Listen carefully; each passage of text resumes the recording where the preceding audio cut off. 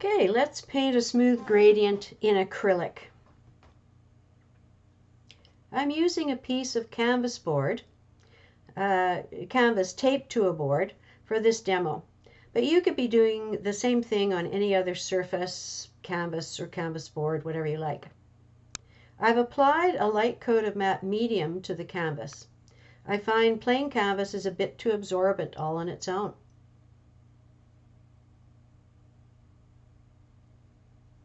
I use a small Stay Wet palette to store the paint. And I have a video on my YouTube channel to how to set this up properly. Too much water in the sponge will create all kinds of issues with the paint becoming too soft.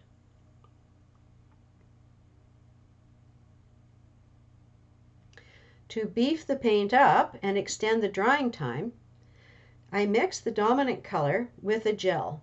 In this case, I'm using a heavy gel, although you could also use a soft gel for less brush strokes. Now, how much you use depends on the size of the area you need to cover. I mix about 1/3 gel to about 2/3 paint. Now, when I say dominant color, in this case, I'm creating a sky. So there's going to be a fair bit of white paint in the entire gradient. But if you had a very strong gradient going from one strong color to another strong color, you would probably need to mix the gel into both ends of your gradient. Now in this case, I'm using titanium white as the dominant color that's going to be throughout the gradient. And again, I'm doing about 1/3 gel, 2/3 paint. Now, when you're mixing the gel in, you really need to mix it quite thoroughly. And it creates a bit of an issue when you're mixing gel, which looks like it's white, but will dry transparent, and white, because it's hard to tell when you've got it mixed enough.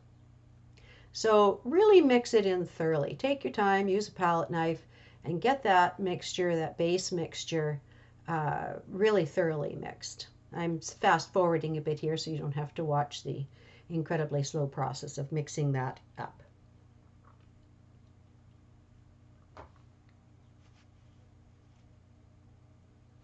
Next, I'm going to mix one end of the gradient color. So in this case, I'm going to mix up the darkest part of the blue sky. I'm going to be creating a mixture. I don't use just straight blue when I paint skies. So I'm going to be using blue and white, and I'm also going to be popping in a little bit of alizarin crimson into that mix. But it doesn't really matter what the mixture is as much as the fact that you've mixed up whatever color you need for one end of your gradient. And again, mix it up thoroughly.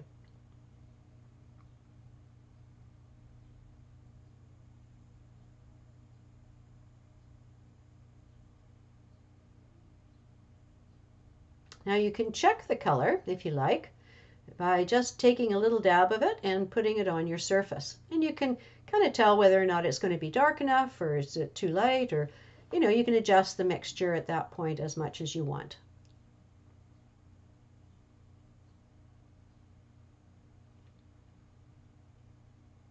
Next, I'm going to be taking a chunk of that mixture, so I'm going to divide a chunk of it off, and I'm going to be adding in more of the white gel mixture to create the second step of the gradient.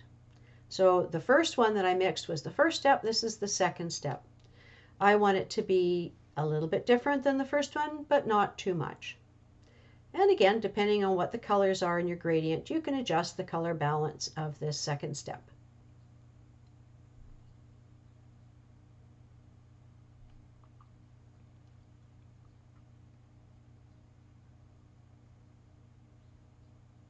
Next, I'm going to do that again. I'm going to cut off a chunk of that and add in some more of the white. And in this case, as the sky warms a little bit towards the horizon, I'm going to add a little bit of yellow ochre. Now, as I'm mixing this step up, I'm thinking, oh, this is maybe a little bit too far. Quite possibly I've jumped too far in that step. So this is going to become step number 4.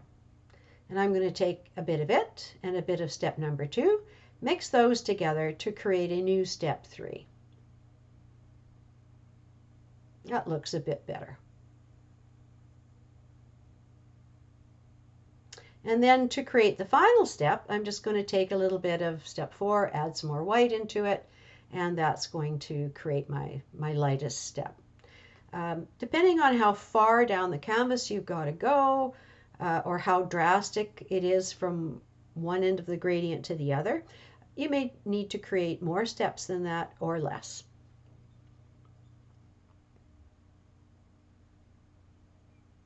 Now to paint the gradient, I use a wide flat brush that's fairly soft for this sort of work.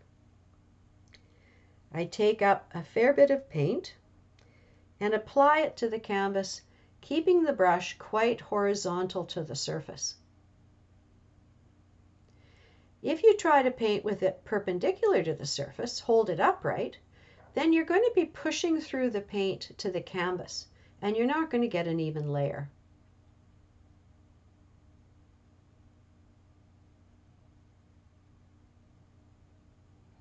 So paint that first stripe, fair bit of paint, and make sure that the brush stays fairly horizontal to the canvas.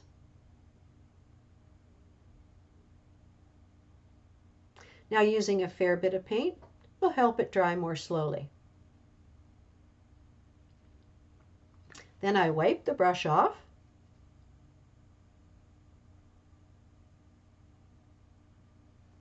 and then go to the second gradient. I'm thinking about how far down I need to go each time to get to the bottom in an even fashion. So I take up the second gradient and I just paint it at the bottom of the first gradient. I'm not trying to blend it yet.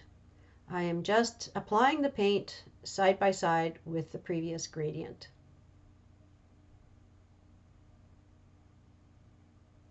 Now to blend it, I wipe the brush, get the excess paint off of it. And I find that if I pull the paint down to blend, I don't get as even a blend. It kind of pulls it down, pulls too much of it down, and it creates harsh transitions at the top and the bottom.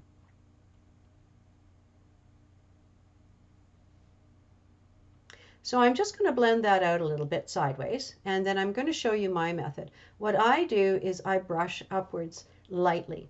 I'm just thinking feathering as opposed to drawing the paint from one side to the other. Then I'll go on to the next step, apply a good portion of that, not too much, sometimes there's too much, below the other two, and again wipe the brush, that's really important, and then pull the paint up in a light feathering touch.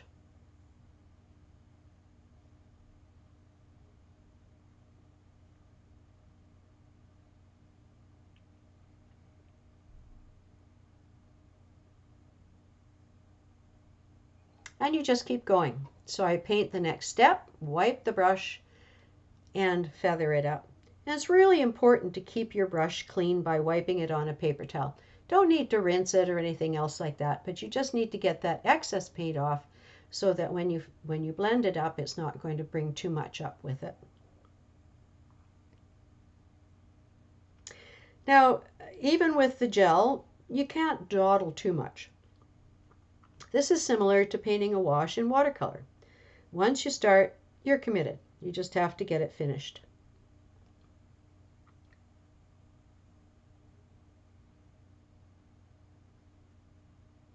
So you can see if I'm just going to tilt the canvas here so that you can see it with a little less glare. The overhead lights do create a bit of glare on the wet paint.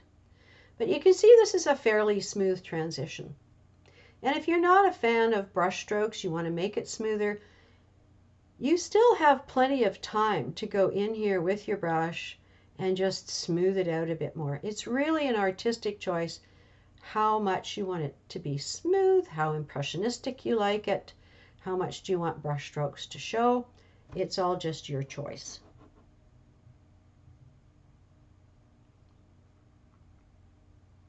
So that is basically how I paint a smooth transition when I want one, either in a sky background of a painting or perhaps in the water itself.